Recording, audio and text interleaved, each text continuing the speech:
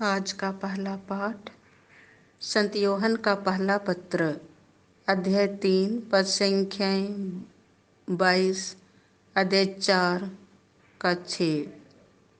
हम उससे जो कुछ मांगेंगे वह हमें वही प्रदान करेगा, क्योंकि हम उसकी आज्ञाओं का पालन करते हैं और वही करते हैं जो उसे अच्छा लगता है।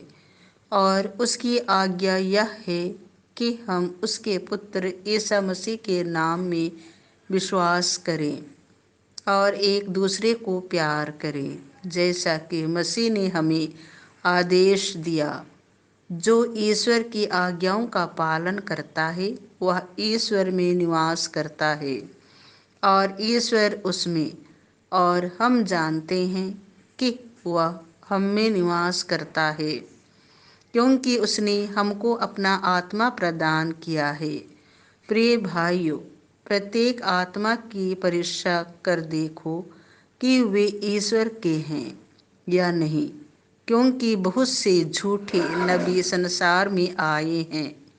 ईश्वर की आत्मा की पहचान इसमें है, प्रत्येक आत्मा जो यह स्वीकार करता है कि ईसा मसीह सचमुच मनुष्य बन गए हैं, ईश्वर का है, और प्रत्येक आत्मा जो इस प्रकार ईसा को स्वीकार नहीं करता, ईश्वर का नहीं है और वह ईश्वर विरोधी है। तुमने सुना है कि वह संसार में आने वाला है और अब तो वह संसार में आ चुका है। बच्चों, तुम ईश्वर के हो और तुमने उन लोगों पर विजय पाई है, क्योंकि जो तुम में है वह उससे महान है। जो संसार में है वे संसार के हैं और इसीलिए वे संसार की बातें करते हैं और संसार उनकी सुनता है, किंतु हम ईश्वर के हैं और जो ईश्वर को पहचानता है वह हमारी सुनता है। जो ईश्वर का नहीं है वह हमारी बात सुनना नहीं चाहता। हम इसके द्वारा सत्य की आत्मा और भ्रांति की आत्मा की पहचान कर सकते हैं। यह प्रभु की वाणी है।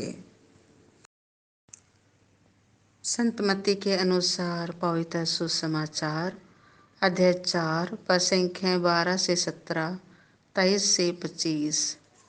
ईसा ने जब यह सुना कि यूहन्ना गिरफ्तार हो गया है तो वे गलीलिया चले गए। वे नाजरेत नगर छोड़कर जबूलून और नप्ताली के प्रांत में समुद्र के किनारे बसे हुए कफरनहूम नगर में रहने लगे। इस तरह नबी इसायास का यह कथन पूरा हुआ।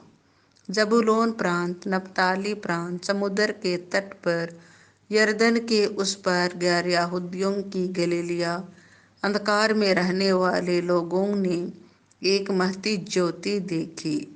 मृत्यु के अंधकार में प्रदेश में रहने वालों पर ज्योति का उदय हुआ। उस समय से ईसा उपदेश देने और यह कहने लगे, पश्चाताप करो, स्वर्ग का राज्य निकट आ गया है।